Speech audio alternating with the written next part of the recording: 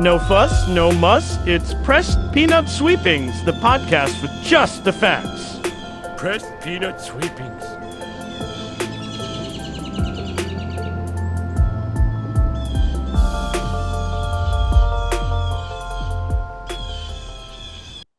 Welcome, ladies and gentlemen, to the Pressed Peanut Sweepings podcast. I'm your host, Kevin Singh. I am Faisal. How are you guys doing today? How you doing, Kevin? I'm good, man. I'm feeling great. This is a beautiful day. I don't know what it's like on your side of town, but the sun is actually beaming through my window. I had to shut the blinds all the way You look down. so good on the video. You look so ethereal because the sun is just hitting you. You got that Disney princess good thing going on. You actually have more sunlight in your basement than I think I might have in my, because like you get the sun direct into your living room. Yeah, right? my basement windows are kind of dirty. I gotta clean them. Did they come dirty when you moved in, or did you actually? Do you know there's been a lot of landscaping work that's been done, so there's been a lot of dirt thrown at my windows because my window is right in front of the front yard, right? So like, there's been a lot of dirt that's been thrown at my window. And you have like people doing construction in your neighborhood. You have all these trucks and everything moving around. So it must get dirty eventually. You know what I mean? Yeah, I got like animals running up. I've seen so many like rabbits and cats outside my window. I got animals running up. It's I got the Disney princess life. You have more of a Disney princess life than I do. I live in a boring ass neighborhood where there's nothing.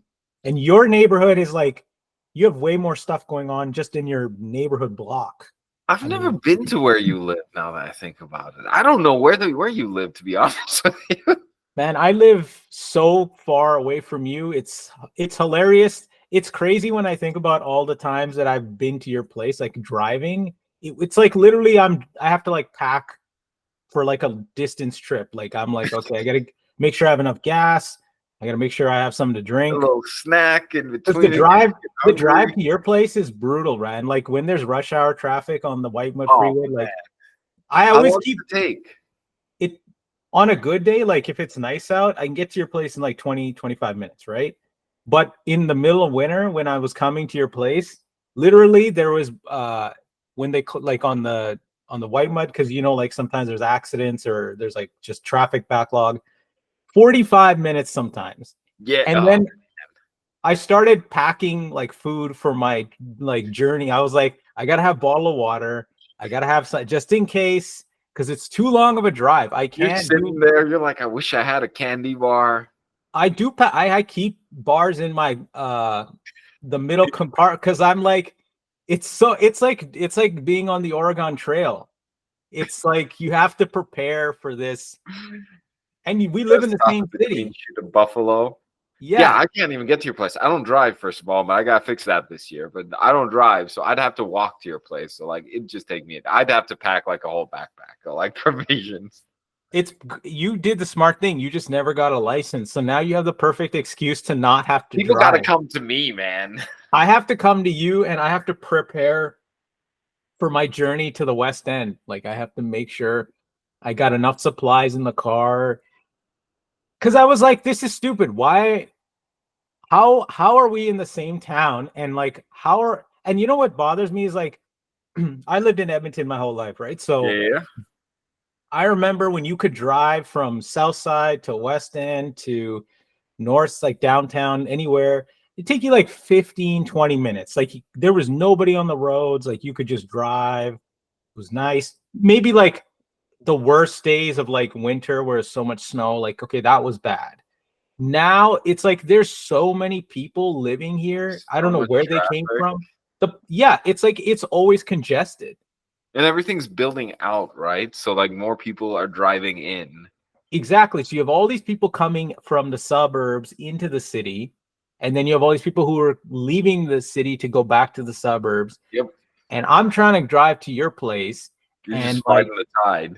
I remember one time, man, like I was like, okay, I got 20 minutes. I got enough time. I'll get there. I get on the White Mud and I just see like cars all the way down as far as the eye can see. And there's a train that crosses there. If that train's there, then forget about it. Your day's gone. Yeah. And I'm like, this is ridiculous. What happened? Where are these people coming from? Like, but hey, what can I do? I know I'm complaining, but I think this is the same problem in every city.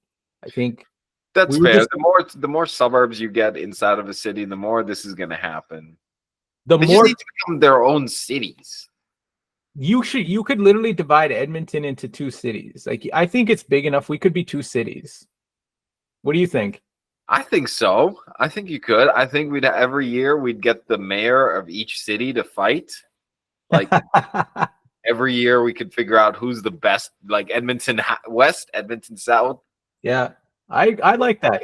We cut the city in half. The river divides the city, right? So anybody that's on the other side of the river versus everybody on the other side, we get the two mayors to fight On the bridge, one on of the them is bridge. going over the bridge, so one town's going to get a new mayor that year. Yeah, so it's one of those like ancient duels where like somebody has to go, like one mayor dies, and then the other town has to like find someone, and then for A the new time mayor, being, and our mayor just gets stronger. yeah, then you would just find then your criteria for selecting a mayor would be totally different. You wouldn't get a mayor based on like competence. You would just get the biggest, You need a strongest guy. You'd be a complete moron, but you wouldn't care. You're like, we're not losing this year. No, we have a streak going. We're going to keep it going. We're gonna just get The Rock to come in and be our mayor, and then we will never lose. We'll just be Imagine you got one that never loses, but he gets to be as old as like he gets super old, so he's like some 70-year-old always fighting like the 30-year-olds that are coming along. Yeah, and then he's like he has this need to cling to power, so he just starts doing steroids, and he's like, I'm not gonna lose. I'm gonna stay mayor till I'm 80. You know, so you got like this Joe Biden jack guy who's just, Oh my god. If he had muscles, if he was like Yeah. ripped, imagine Joe Biden who's like just ripped. he just constantly forgets things and Yeah. he punches whoever's around. He's like, what side is mine? I don't remember. You know, it's funny. Come here, Jack. Yeah, exactly. That would be great. I would go to that. Like I I'm would. telling you, they need to let us run politics. This should be the Pressed Political Sweepings podcast. Just on that note, since you brought it up, did you hear about all these festivals being canceled just for laughs? I got an email from Fringe. I don't know how the fuck they even got. I think it's because I applied for like a venue once like years ago, and then they just keep. Anybody with a BFA ends up on the Fringe. Yeah. Anybody with a bachelor or fine arts or drama degree is like already on the mailing hit list. Yeah, you just it's an automatic thing that happens. But they were asking for money. They were like saying, hey, you know, we have a problem this year. We're not going to, you know, we're under budget. We lost money or whatever the fuck it was. Like, can you donate? I'm like, man, how bad is it when Just for Laughs gets canceled? Because they owe money. I don't know if you heard Just for Laughs got canceled, and it's because of money? They owed a bunch of people money and they couldn't pay. Damn. They couldn't pay off their loans or whatever, so they just. How shitty do you have to be as a festival runner that you like Just for Laughs doesn't make money? How do you not make money? That's crazy. I have a Just for Laughs doll in my living room. How do you not make money at Just for Laughs? Just for Laughs the biggest festival. You bring big names. Don't they charge to any like money for this? Don't they have sponsors like the concession stands, the merch? Like, how are all those things not making money? I don't know. I don't know what they're doing. Maybe somebody was just pocketing it or whatever. But yeah, when I heard that, I was like, "You got to be kidding me!" Just for Laughs is in debt, and I couldn't process like how they couldn't make money. Like, you know, it's basically sells itself. It's like the longest running festival. I think one of the longest in Canada. If I'm not well, mistaken. I was gonna say, what do you think that's gonna do for like comedy in Canada? Do you think it's gonna change shit? Do you think there's gonna be smaller festivals start popping up? Because here's the thing. Like, I'm a comedian, so I'm biased. So JFL, I never got to showcase for JFL, right? So I have a bit of I have a little bit of an axe to grind with these people. So personally, I'm thrilled that they're shutting down because I never watched their JFL like stuff on TV. Like I never found them fun. Like, yeah, they got the big name celebrities from the States and stuff, and that was great. But then they started doing weird shit. Like they started like making like special shows for, like, for example, like if you're a Canadian comedian, they would put you on this like other show. It was like called like Just for Laughs New Faces Canada. But then they would have like Just for Laughs New Faces. And that was just Oh, what the American. fuck? That was just for the American comedians only. And then it was like, you know, like then they would make a special one for Canadian comics called, you know, like New Faces Canada. Like, could you be any more on the B team? Why? Like, Yeah, why couldn't you be Just for Laughs New Faces America, and then the Canadian ones are the main ones? or why don't we just all be Just for Laughs? Like, why don't we just say, hey, Just for Laughs New Faces? But I Here get it. all- I mean, I get it to a certain degree. You want to be like, this is a Canadian festival. We need Canadian people on the bill. We need to pick our own comedians. And these fucking American comedians coming from over the border taking our jobs. We need a wall. But you know, like they're coming need a over, so I wall. get it. But why did you? I do agree with you. It's so B team energy because it's like, why not just be like, this is Just for Laughs, the international team, and then the main team, that's Canadian comedians. Yeah, and I get it, like what they're trying to do, but it's like we're all comedians. We all are trying for the same thing. It's like I almost felt like they were just kind of like doing it as like a token gesture, like, oh yes, this is the Canadian version. It's like diet comedy, you know? It's like, oh, we have the real Not even Coke American. Zero, it's Diet Coke. Everybody hates Diet Coke now. Yeah, it's like here are big stars from United, like America, and then like the big names that are going to be on our main stages and our big shows, and then we got this like diet comedy. If you like Canadian Canadians over water, here. you like this watered you're in down Canada? version. Yeah. So I was a little bit upset. I was like, this isn't even real. Like, what is the point? Like, I feel you. what does my citizenship have to do with my ability to make people laugh? You should be in the same room. I should be in the same room as fucking, you know, whoever the comedians are. I don't know, Jeff Foxworthy or something. Like, I shouldn't be. I don't even know if he does comedy anymore. Rick is the comedian. Is Jeff Foxworthy still alive? I don't know. That's the name that I couldn't come up with anybody else. So. I gotta look that up now. Is Jeff Foxworthy still alive? I've never actually seen. I know he's like, you might be red. Hey, Yeah. he's still going. 65. 65? 65. Oh man. I thought he retired or some shit. No, Wasn't he on that show of You're Smarter Than a Are You was Smarter that Than him? I don't know. Wasn't that the guy? You might be right. I think you might be right. It was him or like Larry the Cable Guy or some shit like that. No, it was definitely just Foxworthy, I think. I watched that show like once or twice and I was like, all right, well, I am smarter than a fifth grader. Yes. I don't care how much they know what the square root of pi is. They don't know how to like clock in a 9 to 5. Fuck Exactly. you, fifth grader. Exactly. I agree. I'm the same way. Like, come on, man. Fifth grader? Come on. Anyway, I'm a fifth grader. I'm glad we brought up Jeff Foxworthy because speaking of comedians we forgot about, I think you have a great topic this week for our show. I do. You know what? And I got to mark the landmark for this one. I think this is, hopefully it gets more, but like this is the first episode where I did a lot of research for this one, man. I read 2 books that my bibliography for this. I read 2 books. I got 1 documentary in. You went out and bought 2 books? No. Well, yeah, I digitally bought. I didn't go outside. Fuck going outside. Yeah, well, obviously you just got the book, downloaded whatever. You went online, you read them. That's all I'm saying. Yep. So what did you decide? Like, what have you got for us? Because I'm excited. I wanna see what you brought to the table. You know what?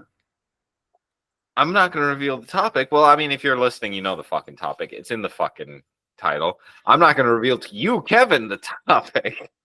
I'm going to start our story from the beginning. From the beginning is where I'm going to start our story. Okay.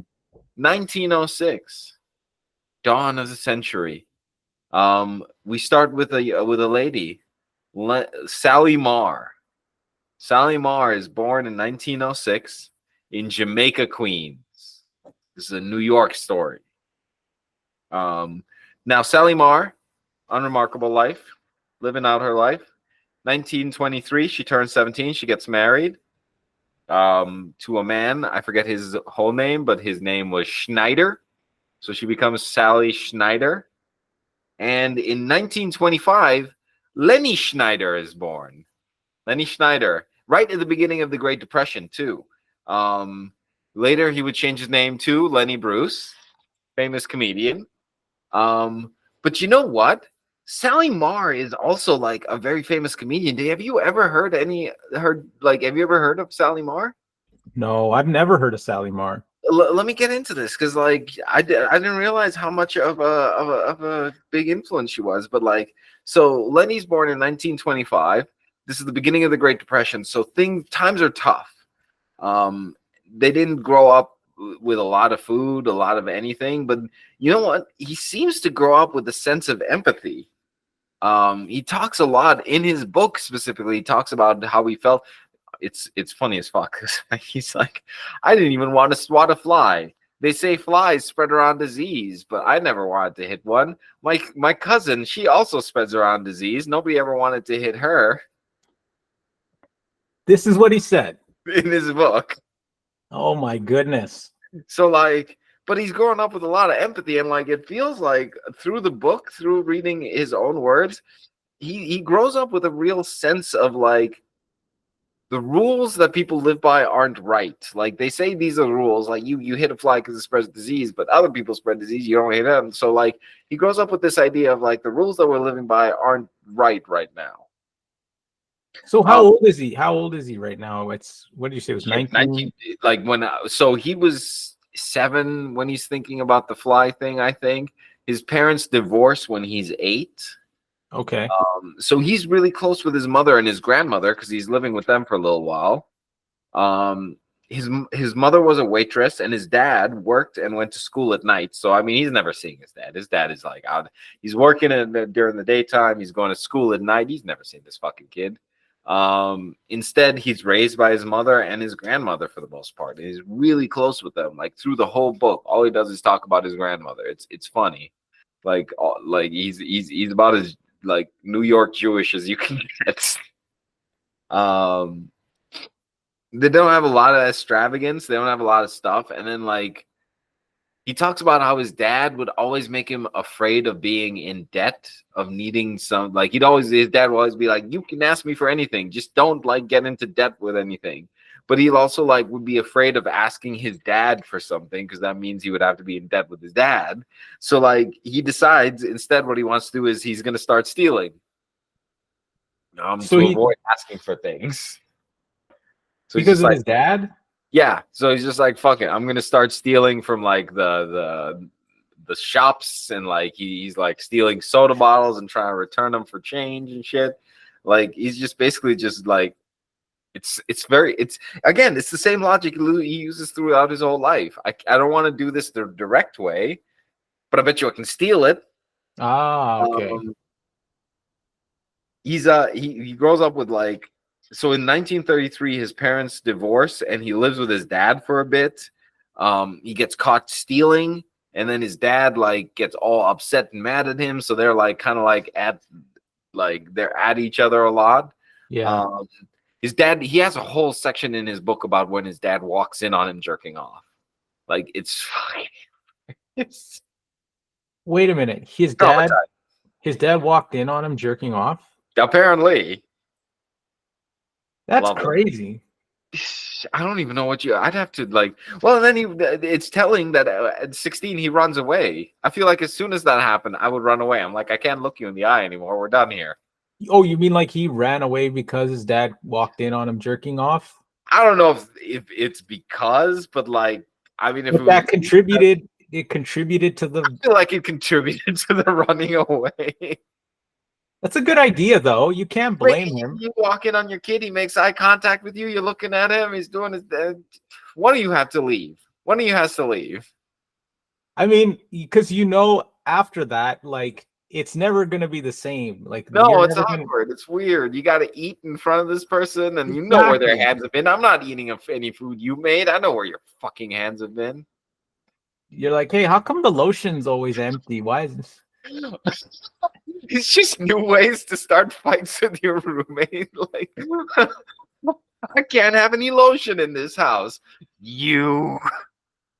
He's like, don't worry, Dad, I stole it. It didn't cost me anything. But I was just wondering, like, if you get caught jerking off, that is like a fundamental game changer in any situation. Like it, in that situation, his dad, but anybody catches you, It's just weird. We're done. you're not the same people after that. Nope. That's all I'm saying. A change has taken place. So he runs away. He runs away at 16. Where do you think he runs away to? Well, he's in New York, right? So he's Yep. probably, I'm gonna say Chicago. Damn. No, he goes upstate to a farm.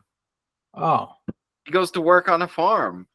And even with the farm, so he goes to work with this family called the Danglers, and even on their farm, there's some chicanery going on because they'd like be on the roadside selling eggs and canned goods, and they'd be like fresh eggs and fresh like canned beets or whatever the fuck. But Yeah. like their farm is only so big; they can only grow so much, and the chickens can only lay so many eggs. So they'd ship other eggs and other canned goods from outside of New York and sell them on the same like. In the same road stand, and like basically he just like smear shit and straw over the eggs so they'd look farm fresh, and then he'd sell them to people, and everybody like, I love these fresh eggs. It really makes me think about like when people tell me it's in like an organic egg or if it's a farm fresh egg. I'm like, what do you mean? You mean you put shit on this? You put shit on this egg? what kind of eggs do you buy? What kind of eggs do you like? Do you buy those like free range eggs, or do you just buy whatever this like? All right, Kevin, this could be misconstrued, and nobody should clip this. Please don't clip this. I don't like the white eggs. I like brown eggs. The white eggs are weird. It doesn't. Once you crack them open, isn't it the same anyway? No, I think it's different. It tastes different. What do you think? I think the white eggshells are like lighter, like you can break them easier. I feel like the brown eggshells got some like oomph to them. You gotta you gotta get like a little axe to break into them, and then that makes the egg a little tastier. Why are some white and some brown? What is that? I don't know. So you're just basing this off of like what? I sees it, I makes a decision. Okay, so you like brown eggs. I like the brown eggs. Don't you bring white eggs into my house, Kevin? Don't bring out. I was thinking more like, do you want free range eggs, or do you like just the normal cage, the ones where they treat chickens like pieces of dirt? But I assume they do that with all of them. That's what I assume too. I assume organic just means that they hit them with a stick while they're outside. So so they give them like a little nice kind of, they give them a last meal kind of like they treat them more like people. And but then they still like beat the shit out of them. Yeah, and the other ones they just club them over the head or something, and they don't even like bother to give them like any decency. They're just like, nah, you're just in a cage. Yeah. Shit out an egg. You got an egg? Yeah. So like, I don't know. I don't even pay attention to the like organic. I mean, I'll buy organic just because my brain is like, maybe it is better for me. But like, nah, I draw my distinction on eggs on the color lines, my friend. Well, I learned that today about you. That's all I can say. I learned that today about you. Lenny Bruce's hand lotion brings the straight fun straight to your fingertips. It's like a stand-up comedy show for your hands. Whether you're by yourself or in a crowd, this hand lotion will never let you down. Yes, that's right, folks. This hand lotion will have your hands feeling silky smooth. How silky, you say? Why, so silky smooth, it's the easiest way to get out of a tight jam. It'll even get you out of the military. Try Lenny Bruce's hand lotion today. Drag costume sold separately.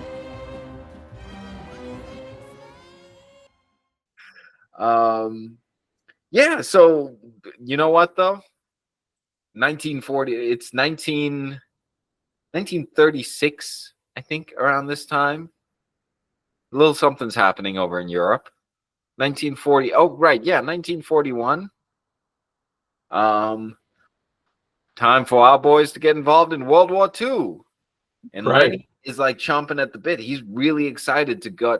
Like at 16, he wants to join the army.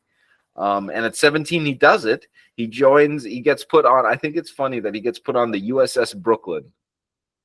So like he's not leaving New York ever. He's born in Mineola. His mom is from Jamaica. Even when he runs away to a farm upstate. And then when he goes to the Navy, he's on the USS Brooklyn. Which war was that? WW2. Oh, okay. The one where we went to kick the Nazis in the pants. Yeah, that's right. The war against the Nazis, which we won. We won. We beat them. And then he comes back, right? Well, no, I think it's real funny. So there's a little bit of chicanery that happens in the army. Okay. He starts having a good time. He's going from port to port. He's going to like North Africa. He's going to Italy. He's hooking up with chicks left, right, and center. Like Lenny Bruce loves chicks. Like you can tell from his book. You can tell he likes girls. And like he's meeting all sorts of girls in these different places. He's hanging out. And he decides at one point that he doesn't like being in the military because like it's also a lot of work. Like I'm not trying to get up at like 6 a.m. to do push-ups. So he starts hearing about people who like they shoot their foot off so that they can get out of the military because then they're not fit for service. They get an honorable discharge, all that bullshit, right? Because he wants to get out, but he doesn't want a dishonorable discharge. He wants to get out like with no problems. So he picks an inventive strategy. He gets his buddy to make up a uniform, like a women's uniform. They had like the Waves, the women's auxiliary something, Navy something. It's the women's version of the Navy.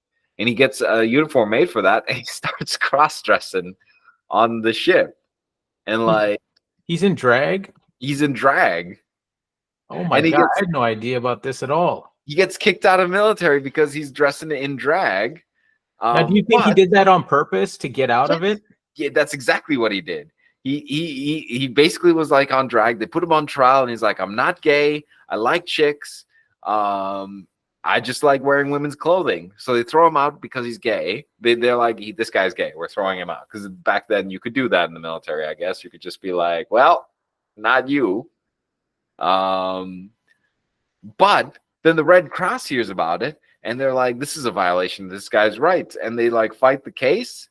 And because he like never admitted to like being being gay, he just dressed in women's clothing. And because they were also like this guy's sleeping all around like the North African coast, he likes girls, we know that, we watched him go to every like hooker. Yeah. They're like, you can't give him a dishonorable discharge. So he ended up getting an honorable discharge, which means that he like left, like he got exactly what he wanted. It's kind of funny. I ended up looking it up. Did you ever watch MASH?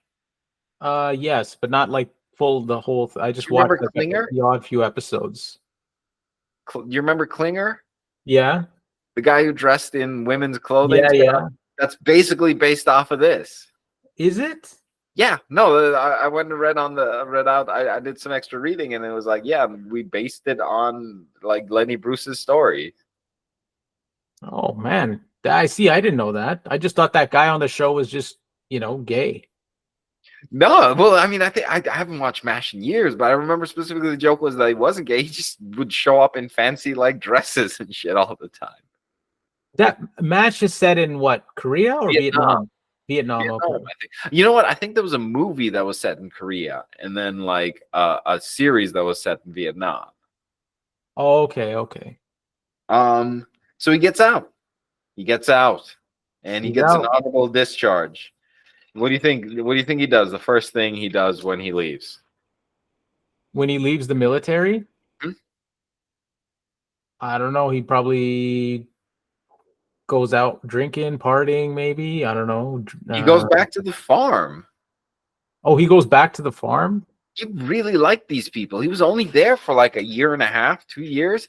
But like he must have really liked them because like he goes back to the farm and he's basically hoping they'll like Hey, how you doing? You're back. How you? Yay, we're together again. They don't give a shit. Like he goes to the farm and he sees them at the stand and he's like, hi, and they're like, oh, you're back from the army, huh? Well, see ya, and they leave. So Wow. like it's funny to me that he cared so much about them and they just kind of were like, he worked here once. So they just leave. They don't even care that he's come back and Yeah, they're just like, yo, you didn't die. oh, okay. Wow. Interesting. Didn't know that. But so in the meantime, his mom had started a dancing school with her friend Mary. And I get the feeling that his mother, like she was a friend. You know what I mean? Like Yeah. so they opened this school called the Marsala School, which is Mary and Sally, and they're like, we're gonna make this thing. Do you know what? And like, I'll go on a little tangent here, but like, she was very like, so she goes from learning how trying to teach dancing to like having a dance act, and then from a dance act, she starts doing comedy, and like, she had a comedy career all on her own, as well as a talent scout, because she ended up discovering Tommy Chong. Mhm. Like interesting, like I don't know, this is an interesting fact to me. So Sally Marr ends up discovering Tommy Chong as a comedian. Do you know Tommy Chong, when he was in Vancouver, he was part of Bobby Taylor and the Vancouvers. And do you know who it was? A soul group, like a singing group. He was a singer in it. And do you know who they discovered? Michael Jackson. Bobby Really? Taylor and the Vancouvers, Tommy Chong met the Jacksons, and he was the guy who took the Jacksons to Motown and was like, you got to listen to this kid. This kid is like the shit. And then that's how like Michael Jackson got involved with Motown and stuff, is through Tommy Chong, who's from Oh, here, baby. I didn't. That's crazy. I had no idea. I know Edmonton. Tommy Chong was in Edmonton, He's from here. but I didn't know he had all that going on. Yeah, he was discovered by Lenny Bruce's mom, and he discovered Michael Jackson. Wow. See, there you go. This is why I listen to your stories. Because you can make all the like, man, when history has its like little like crossing points, to me that like makes my brain itch, because I'm like, man, that's so fucking cool. And do you want to know the other people that she discovered besides Tommy Chong? Pat Morita. Did you know Pat Morita was a comedian? No, I just knew him from Karate Kid movies. That's how I know him, Mr. Miyagi. But like, he was Wax a on, comedian with wax like off. Red Fox in them. Oh yeah, you're right. Because he did. Red Fox did some comedy special, and I think Pat Morita was. I But just he saw was, that where he's like, I haven't been Japanese since 1942. and Pat Morita was making like really like racial jokes and stuff. Oh, And you would have to, like, if you're doing a gig with Red Fox, he's filthy. I assume like Pat Morita was also filthy. Pat Morita would have gotten canceled if he was still doing that stuff They today. need to cancel Mr. Miyagi. Exactly. We would have never had Karate Kid. We would have never had Wax On, Wax Off. Can you imagine? I wonder if he did. Man, I wish I knew if he did stand up while he was doing like Karate Kid, and he'd be like, "Yeah, wax on, wax off, baby." Maybe. I wonder if that was just improvised or if that was actually in the script. It's like, hey, Pat, we need you to do kind of like a motion kind of thing where you show the kid how to buff a car, and he's like, what? Or maybe he's just like in the moment, in character, and then he just like, oh, I have this great idea. I'll just show you how to do it. You know, it's but Pat Morita was a comedian. You're absolutely correct. Yeah, it was so funny to me. So yeah, she discovered a lot of comedians, but at this time she starts a dancing school, and she gives Lenny her first gig because she had a person that would open for her, and then she'd do a little dance, and then like everything else. But this guy showed up sick the first one time, and so like they're like, "Fuck it, Lenny's gonna be the MC," and so they pushed Lenny up, and this was his first gig ever. Complete disaster. This fucking guy, he goes into the bathroom because he's like trying to get ready, and he's like, his face is pale and he's washing it, and there's a bathroom attendant there, and like he grabs some of the bathroom guy's attendant's powder, but he spills all of the powder and he spills it on his shoes. So now his brown shoes are like with white powder on them. He's throwing up, like he throws up all over the floor of the bathroom before he goes out there. And he goes out there and he doesn't really say how he did, but he's just like, don't worry, I've emceed 1,000,000 times before. And he like does the show. And he talks about something that I wanted to talk to you about, where like, well, let me finish the part of it here. So he pukes everywhere. He leaves. The show wasn't that great. He loved it though. And then like he gets to the subway station and he puts his hand in his pocket to get a dime. And the bathroom attendant shit in his coat pocket. What? Seriously? That's what he says in the book. Oh my goodness. It's just Why a do handful of that? shit. Because he like puked all over his bathroom floor. It's a war, man. This is retribution. This is how they handle business back in the day. Oh, shit in your coat pocket. There's shit in your coat pocket for you. How would you even do that? Would you have to like Oh man, I don't even know. scoop it in, or would you just open the pocket up and then just do your business in the pocket? You know what I mean? Do you think it was his, or do you think it was someone else's? Because he's in the bathroom. He's hanging out all day. He's got time to collect. That's true. We don't know. We don't know. These Only things he need to be knows. answered. Only he knows. And But he's he dead. loves the experience of getting on stage. And I was going to ask you, what you remember of your first experience getting on stage? Because he's talking like he's high off of that shit. He's just like nothing better. Like it was comedy forever from there on out. It's funny because like every time people say like, do you remember your first time on stage? There's always two kind of generic answers. The first one is the one you just said, is like, you did it, you got on stage, it was the best feeling in the world. It's like an adrenaline high, and then you're like hooked, right? That's the first answer. Mhm. Or you get the other answer, which is like, I vomited in the bathroom two seconds before I had to go on. I thought I was going to shit my pants. I was hyperventilating. I went up. I don't remember what I said.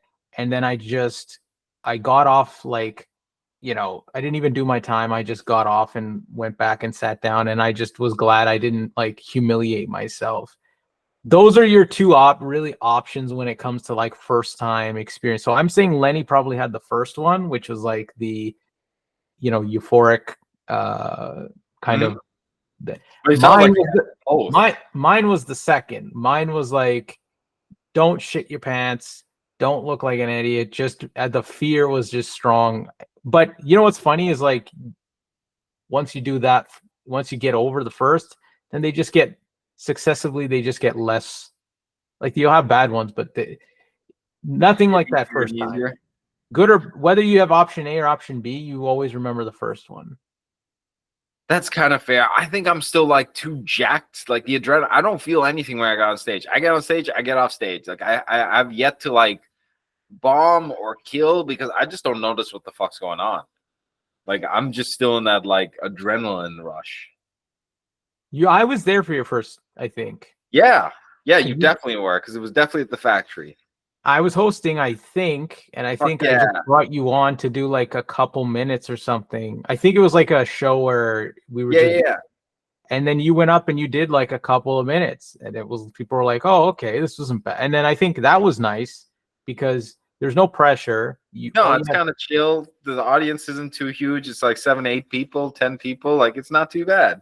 And then you did like a real show where you invited a bunch of people, like where I went, and you did a showcase and it was packed. Oh yeah, that was at the Grindstone, the comedy club thing. That was pretty fun. Where you did a full one. So you've had like kind of two different experiences. Well, I want to do more. You know what? Like this is the year that I'm gonna have more of a comedy budget, so I can like a going out budget, so I can go out and I can like stay and buy several drinks and like do jokes. So we'll see how that works out for me once it get warm.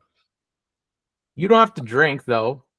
Yeah, but like I just want to have a budget to be able to, I feel weird if you I don't know if you feel this way, but I feel weird if I show up to a bar and I just drink soda all night and I do my bit and then I like hang out for a little bit and I leave. I always feel like the bar people are like, this fucking asshole. You know what's funny is like I know people who just go like friends of mine, they'll just go and they'll just order a water. and they'll just be like they'll order many waters. They just refuse to spend money because it's You budget's can't be tight. spending money all the time. Yeah. Yeah, like even comedians I know, like, because they don't drink, they don't want a soda because they had enough sodas. So they're like, okay, well, I don't want to be thirsty when I'm up there, so I'll just get a water. And they will go get waters all night long. Just, hey, water. You Hey, know what I bet is the worst is Grindstone, because like, well, you know what? Everybody gets hammered at Grindstone, but like that show is all comedians. I don't think a regular person has ever been to the open mic on Grindstone. I think in the beginning, like at 9 or whatever it starts, you have some people that are just there for like gathering, and then by the time you get to comedian 11. number 5, 6, whatever, I think the normal people are like, okay, it's late, I got to get to work, I got to go, and then it's like all run by comics. Comedians, they're making no money that night. They're just like all waters. It's kind of fun too if you're just doing a show for comedians, because it's almost like doing one just for, it's like an inside joke almost. Like, You know what? I feel scared because, like, I should go there more because, like, the only time I've done it, that stage was tiny. I got up, everybody's hammered. It's like 11 o'clock at night, so everybody's hammered. I feel like I would have had more fun if I had also been hammered. So, like, next time I plan to have several drinks before I go up. But then, like, I was trying to do my material, but, like, nobody gives a shit. They're all either drunk or talking to. yeah, you don't know what's really going on, because if you really want to know, you got to have a real human people there. Comedians will not tell you what's working and what's not. That's not a good judge. But it is a place where you can have more fun with your material, I feel like. I think it's a fun room for sure. I like it, but I just will also like to have regular people there. So it's like, I know this is actually hitting broken. Yeah, who aren't broken, right? Because I know some people will laugh at stuff that isn't funny. Like, comedians will actually play a trick. They'll like laugh at your jokes that are not funny. So you think that they're funny, and then you go out and start doing them just so that they can fuck with you. You know what I mean? Serious? So they kind of set you up for failure too. Like, I've done that too, but I've seen it happen to me too. It's not. So they'll laugh at the not Like, funny do that bit, that bit kills. Yeah, they'll be like, dude, you got to do that Jeff Foxworthy bit, man. That's gonna murder. And then you're like, okay. Then you go and you do it in front of a crowd, and they're like, what the fuck is this? Fuck, I could never trust anyone again. I would look at everybody and be like, it's different in the acting world. Man, that is different. Because in the acting world, everybody's like, you're doing good. You're doing great. Change it a little bit. Like, nobody's making fun of your bullshit. Like, nobody's telling you, like, you're doing great. Go for it. It's not bad. Like, nobody's doing that in acting. Everyone's like, we're going to respect your feelings. You're going to, like... Acting in like theater, all that shit, it's a different group of people. They're more like, I think, people of like who want to be positive. They're always trying Whereas comedians, they're like, watch this asshole. I told him this bit. Comedians are the horrible. Comedians are the opposite. They're like, you're fuck. Like, they'll tell you to your face, like, fuck, man, what happened? You really should. Like, there's no such thing as there is positive. Like, there are people who will. You know what? Like, yeah, but I think it's because I'm new. Most of the comedians that I meet when I go on stage, they're like, "You did good, buddy. You did good. You're real likable." So like, I think it's because I'm new, but like, I'm waiting for the moment they're like, "Fucking guy, come on." It's like what you tell a 6-year-old who's just turning on skates for the first time, trying to skate. You don't want to break the confidence of that kid, because you don't know, he might. He could potentially be great, so you don't want to break. But eventually, once that new part is over with, then it's like, now you're just gonna hear it from people. Yeah, it's all right. You 6-year-old, you've been on these skates long enough. Like, come on. Yeah, let me start beating you in the face with this hockey stick to get you ready. Although I'll be honest, I still don't tell people the truth anyway, because I don't want to influence people, and B, I don't care that much whether they succeed or not. So I'm not interested in. I just watch it, and if I like it, I'm like, okay, that was good. If it's not, I'm like, okay, it wasn't good, and then that's it. Whatever. Unless it's my friend, then I will say, hey, I don't know what the fuck you're doing, or hey, that was great. That's it. Well, Lenny loved it. So Lenny, he's like, I gotta keep doing this. And so he starts doing this thing in New York where like I did not know, but like in the early like 40s, they had rigged contests where like you go to the contest and you can win $100, $200, like they have different prizes. But what they really do is like they get 10 comedians, they pay them like $2 each. There's no prize. They're just like, here's $2, do the comedy, get the fuck out of here. That's So not bad. Yeah, at least you get paid. You're not getting $100, but you're getting two. This is 1940. Yeah, $2 is like it'll buy you at least a piece of pie, Oh yeah, several pieces of pie. for sure, for sure. So he's doing a bunch of those, and he's cutting his teeth on those. He finds a manager, and he's playing clubs. He's getting hot really quickly. That's the one thing I find about his story when I was reading his biography, and I'm reading like his different things. Like in the biography he wrote, he doesn't even talk about the comedy that much because it's just kind of understood that Lenny Bruce is good. And I don't know how, like, he talks about how he started doing bits. He would go up with bits at one point, and then like eventually he just stopped going up with bits, and he'd just go up and he'd just talk. Mm-hmm. And like he felt he got better when he was doing that. But like he doesn't really talk about his comedy. He talks about his life, but not about his comedy. But I think it's just always assumed that he's always been good at comedy. He's just one of those people. But during this time, he's working clean for the most part because that's what everybody's doing is working clean. So he's working clean. He's making about $450 a week, which even now, I'd take it. $450 a week. I'll take it for comedy. Yeah. I can't get $450 a week doing comedy here. $50 a week. And that's in 1940 or 50. So that'd actually stretch you pretty good. Like you could. But you know what? You could probably live off $450 a week. This is interesting to me. Is this was a comedy boom. This was a boom for all live performing arts. But that's because World War II was going on. Everybody thought they had just dropped the bomb in Hiroshima. Like everybody thought they were going to die. So everybody's going out and living it up as much as possible. But then when World War II ends and people start coming back home and all that, live entertainment started to people start making less and less money. So that $450 gets cut down after World War II. Do you want to know who the first live performers were to feel the pinch, according to Lenny? Who? Magicians. Oh, yeah. Always the first to go, the magicians. Sometimes they just did the trick themselves, disappeared. Whoa, where'd he go? You think magicians and comedians have like a kind of beef because it's like one is totally not giving a fuck about like, you know, all this like hoopla, whatever. And then the other one, the whole idea is to pull the wool over your eyes. Now, what do you think of magician comedians?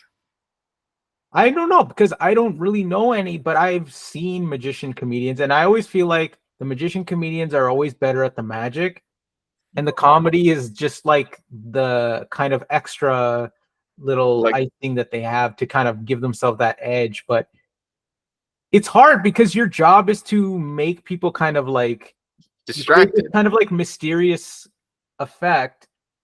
And then you got a guy who, like, I went to a show where a comedian opened for a magician. So you had this, like, you know, comedian, then you had a magician.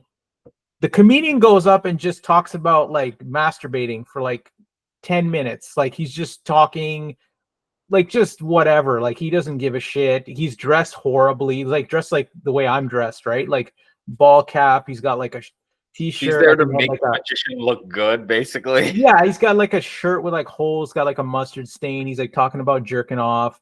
That's his set. Then you bring on a magician who's like, you know, he's got like this nice jacket, beautiful, like, you know, he's got a nice look. He's all dressed, looks good. And it's like these two people could not be more further apart. You know, it's so weird. Have you ever done comedy at a strip club? Never seen comedy. Have you? No, I mean, I've been to 2 strip clubs my entire life. But like, I don't know if it's still a thing where they have a comedian come on before the stripper. That's a big thing Lenny did when he moved to California eventually. But like, I think that's also like, it's Is it supposed to get you in the mood for the strippers? Are you like? I mean, I get it. You want a little comedic like levity. I don't know. I always no, because I see what you're saying. The thing with that for me is the way I would look at it is strip clubs are kind of not normal things. Like you're a bunch of strange people, like dudes mostly, Ogling some chick. all in like a room together, staring at somebody, like a chick who's just basically dancing and getting undressed and has had money. Like it is very awkward. Like I It's the understand, most like awkward thing on the planet for me. yeah, because it's like this isn't normal. Like we shouldn't be gathering with a bunch of random other people, strangers drinking and watching somebody Yeah. basically get, undressed from, like it is kind of a weird, awkward thing. So I think maybe the idea of having a comedian is like to cut the tension, just just kind of lighten the mood a little bit, and like, hey, we're gonna see some great ass, and Sir, put your dick away. yes, sir, put that dick away, or in Lenny's dad's case, sir, put that lotion and dick away, But sir, your son has been coming in here too often. imagine he ran into his dad at the strip club. Oh my god. Then he'd have to leave the state. He wouldn't even be able to, like, he wouldn't even go I near his got father. grow a mustache. I'm Mexican now. Yeah. I'm Groucho Marx now. I mean, you might have to. So, like in the States, the shows are getting smaller and smaller. Yeah. But this is also when he starts like picking up his more like freestyle, like stream of consciousness. Because like now he's playing crowds of like 10, 15, 20 people, not a lot of people. And he's talking more to the band than he is to like the audience. He's trying to make the band laugh. And so like it's more improv, and he's more like, he talks a lot about jazz. He's a real jazz guy. Like even the way he talks, the way he presents himself, all that is very like jazzy hipster guy. So like it's very interesting to me that he's like, yeah, he's trying to make the band laugh, and like he's doing stripper shows, and that's where he meets his wife, Harriet Harlow, otherwise known as Honey Harlow. She's a stripper. She's the most expensive stripper according to Lenny, and they start dating a little bit. But because the shows are getting a little lower, there's not that much money coming in. He joins up as a merchant marine. And so a merchant marine, they go from port to port. They go from port to port, like trading. They're not actually part of the Navy. I think they're like just businessmen. But this, I believe this is when he has his first drug experience. He meets a Turkish guy, and they smoke some hash together. And this is a problem. Like he doesn't talk about it more about his book. It's more about it in the documentary and the other book they talk about it. But he had issues with drugs, man. He would do a lot of drugs over the course of his life, like just generally amphetamines, heroin, cocaine. Like he had a real problem with them.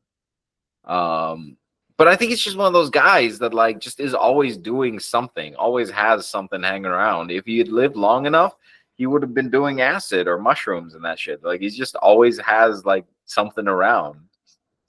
So he has his first drug experience with hash. He likes it.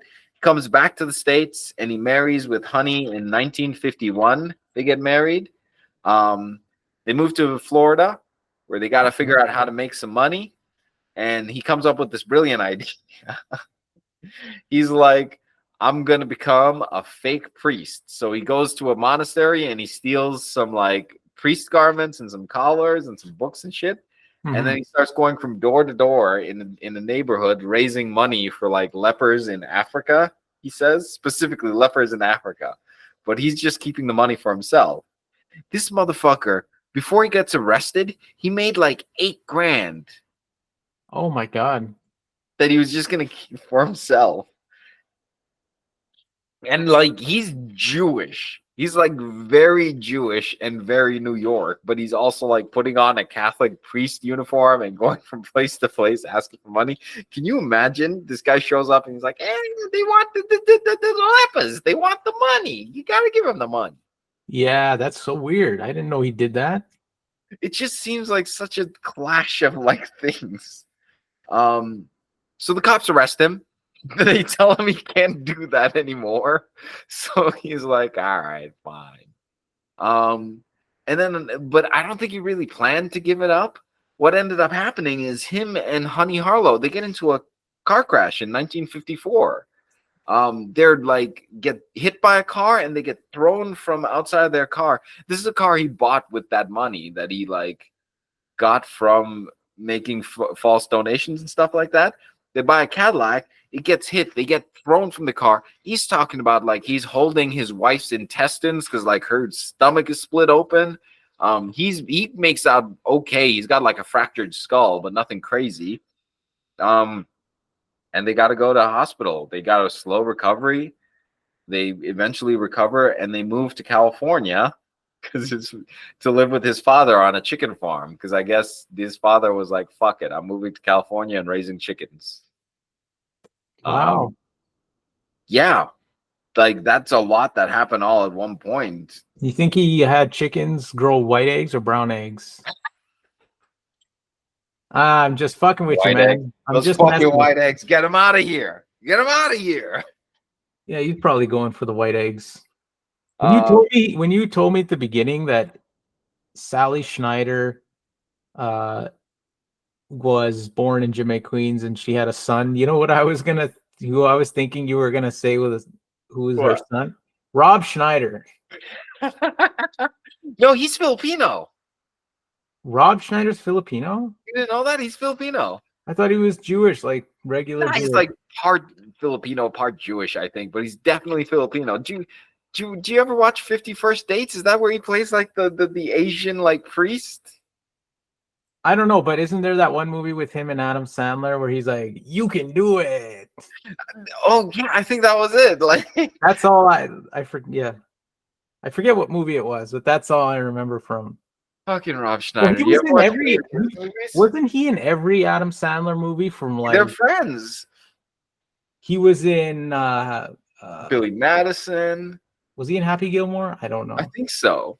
Do you ever see like The Animal? This is now the Rob Schneider podcast. He was in that Mr. Deeds movie. Yeah. What are the other fucking ones? He was in Seinfeld. You remember him on Seinfeld? No. He was a character on Seinfeld. He was like 2 or 3 episodes. He was funny. Anyways. Is he still alive?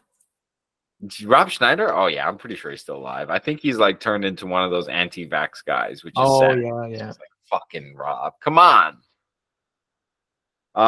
Getting back to our story. So we moved to the chicken farm. We're in California. We're hanging on the chicken farm. 1955, they have a kid. 1957, they're divorced. And this is a thing that they would do a lot. They'd like break up and get back together and break up and get back together. But I think officially they divorced in 1957. By 1958, though, Lenny's comedy career is doing amazing. He's rocking all the clubs. He's in San Francisco. Everything's going good until 1961. But before that, like he's working in San Francisco. He's getting work on screenplays. He wrote like 2 screenplays, like for children's movies, I think, which is hilarious. Imagining Lenny Bruce writing a children's movie. He works on a crooked game show. Where like the guy is like, "Whoa, we need a charity case." So he's like, "We're gonna bring this lady on, and she's gonna like do the thing. She's gonna be a charity case." But we need her to be fake, and we need you, Lenny, to find us a fake old lady to be our charity case. We'll pay her $50, and we'll give you a new icebox. So then he like tries to find a lady, and he ends up finding like his friend. His mom is like a drunk, so he gives her $5 for wine, and then brings her on, and she's like hammered on the show. But like they get through it. He gives her the $50. He gets a refrigerator. He's out and happy. This was a big. Did you know how like prevalent crooked game shows were in the 50s? No. They had a whole court case. Like the government, the actual government had a whole court case in the 50s against game shows and like their crookedness. Like to stop them? Yeah, because they were just like rigging the outcomes and stuff. You know what? This might be a future podcast, but like. Crooked game shows were a big problem in the 50s. I had no idea. I thought game shows were always crooked. Like, no, I think by law they can't be crooked now. But don't some game shows already kind of have it's like scripted? Or I think you have to say if it's scripted. I Oh, think if it is, then you have to tell people that. okay, I got you. I think reality TV is where you can get away with like, yeah, it's a TV show. It can be scripted, cannot be scripted. Yeah, You know? yeah, I see your point. But game shows are totally different. Yeah, I think there's an expectation of winning. I don't know. Like I said, this might have to be a future series that we I do. think so. I think it should be. I think it's really funny that he'd like at one point. Let me pull it up here. I had a note in here. He talks about what a hooker's icebox looks like, a hooker's fridge, and I feel kind of fucked up because I'm pretty sure this is what my fridge looks like. Hooker's iceboxes always look the same: a jar of mustard, a Coke, maybe a lemon, and half an onion wrapped in wax paper. And that's what I have in my fucking fridge right now. I got like some hummus dip. I got some Coke Zero. I got half an onion, and I got some mayonnaise. When have you never had Coke in your fridge? You know what? I need to give it up. I know. Diet Ever Coke since I've met you, you've always had Coca-Cola. It's always the zero sugar. I've been drinking the zero sugar shit since I was like 16, 15. Like, it's always been Diet Coke or Coke Zero. It was Diet Coke when I met you, and then you went into Coke Zero. It tastes better. Isn't it the same? You know what? I used to say the same thing too, but nah, it tastes different. But do you have... Okay, I trust you because you have more experience with that. Coke. I always think Coke is the same, but some people are like, no, it's not. But you're not a soda guy. I'm not a soda guy. Nah, you like straight whiskey. I don't mind a little Coke with the whiskey, but you can't really taste it that much in the whiskey. So if they put Diet Coke, Coke Zero, Coke Spice, it's not like I'm really going to be able to tell. You're just like, boy, this whiskey tastes good. I'm like, yeah, the whiskey tastes fine. I'm more concerned about the whiskey. Are you a wine guy? You know what? I can fuck with some wine. There's a lot of sugar in it, but like, oh man, I could drink a bottle of wine and have a good ass time. I can't drink wine. No? White wine, but white wine maybe, but red wine, it tastes just like bad medicine. And I'm just like, I feel you. People knock this stuff down like it's water. But see, for me, that's whiskey. I can't drink whiskey. It burns like my throat. Every time I swallow some whiskey, I'm like, what the fuck is this like paint varnish? Okay. Whiskey is a bit harsh. It's a bit of an old-timey drink if you think about it. Like, back in the day, they didn't have these fancy distilleries, right? So people were just making alcohol. Making their bathtubs. Do you know what? I was watching a whole thing about gin the other day and like how that was like the cheapest, like Victorian Industrial Revolution time London. That was like what they would make is gin because like it was cheap. You just put a bunch of herbs and dirt into a thing and like it would just make you blind. Oh, that's crazy. Gin. Distracting you from life by making you blind. I like gin, but I get fucked up off gin, as you probably. Oh man, I love gin. Do you remember when we went to that party at the thing and like I was drinking gin and man, I wish I was broke then, but like I drank those are expensive gins too, but like I drank 2 of them and I was fucked up and I was like, fuck, I wish I had more money to buy gin. Yeah, gin is it fucks you up, man. It'll fuck you up good. But anyway, I don't want to get. We want to get to Lenny's gin drinking problems. We're almost done with Lenny. You know what? It's not good after 1961 because, like, he just starts to have all these problems. Now, here's the thing. This is a man who is canceled. I don't believe anyone else who's canceled because you can, as long as you can still make money, I don't know if you're canceled, but like Lenny, he's 1961, he gets arrested for obscenity, but they can't make the obscenity charges stick, like, because it's so hard to, like, be like, he said a dirty word. Like, they do some, they bring him in and he manages to argue his way out of it. And like I said, it's hard to make obscenity charges stick. So they start going after him on the drug thing. They start like arresting him in the middle of shows. So he can't do shows anymore because nobody's going to put a show with him because like the cops are going to be there. Nobody wants to see a cop at a comedy show. I don't want to see a fucking cop at a comedy show. So like he can't work that way. No comedians want to be with him. They start hitting him with drug busts, and they like plant drugs on him. I'm sure they found actual drugs on him too, but like they're actually planting drugs on him, so he can't leave the country because in England they love him. He went to England before, and they loved him. They don't have that much of a hang up. It's funny, do you know, like North Americans, we have a lot of hang-ups on like obscenity and sex, but we're like violence all the time. You shoot as many guns as you want. Right. But like in Europe, it's the opposite. It's like no gun shooting, but you can show titties on a kid's show. But like, don't you point a knife at anyone, otherwise we'll arrest you. Oh, that's interesting. I didn't know that. It's a weird dichotomy. It So is. like they're loving Lenny in England and in France and stuff, but he can't leave because of all the drug busts and stuff. So like he's in America where he can't work. He has this dependence on drugs that's getting worse. Him and his wife constantly break up. He can't leave the country.